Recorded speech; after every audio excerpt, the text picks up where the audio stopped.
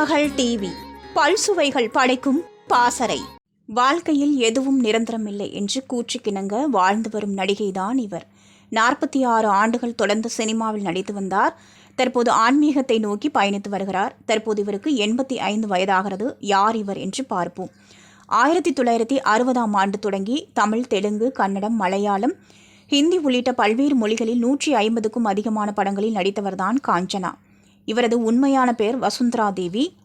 விமான பணிப்பெண்ணாக வாழ்க்கையை தொடங்கிய வசுந்தரா தேவியை தனது காதலிக்க நேரமில்லை படத்தின் மூலம் 1964ஆம் ஆண்டு காஞ்சனா என்று பெயர் சூட்டி அவரது தமிழ் சினிமாவில் அறிமுகப்படுத்தினார் இயக்குனர் ஸ்ரீதர்.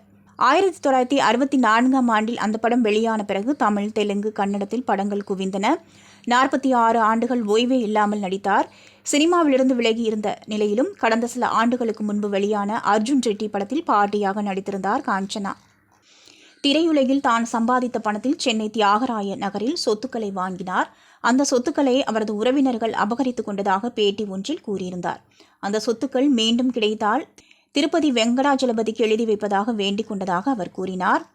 நீதிமன்ற வழக்கில் வென்று சொத்துக்கள் அனைத்தும் அவருக்கு கிடைக்கவே ரூபாய் 80 கோடி மதிப்புள்ள சொத்துக்களை ஏழுமலையானுக்கு எழுதி வைத்தேன் எனவும் அவர் தெரிவித்திருந்தார்.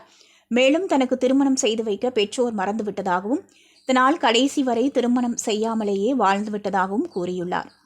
பலர் முதுமையடைந்து அல்லது உடல் ரீதியாக செயலிழந்து போகும் இந்த வயதில் உயிர் வாழ்வது உண்மையிலேயே ஒரு அதிசயம் என்று நான் உணர்கிறேன்.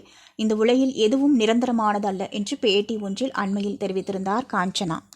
திருமகள் டிவியை லைக் செய்து உங்கள் நண்பர்களுக்கும் ஷேர் செய்வதுடன் சப்ஸ்கிரைப் செய்து ஆதரவு தாருங்கள்.